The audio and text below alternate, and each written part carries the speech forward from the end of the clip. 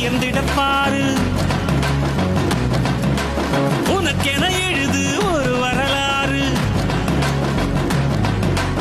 உனக்குள்ள சக்தி இருக்கு, அதை புசிப்பிட வழிபாரு.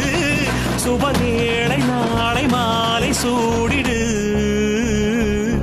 அட எவனுக்கு என்ன குணம், எவனுக்கு என்ன பலம், கண்டதில்லை ஒருவருமே. ஒரு விதைக்குள்ள அடைப்பட்ட ஆலமரம் கண்முடிக்கும் அதுவரை பொறுமனமே.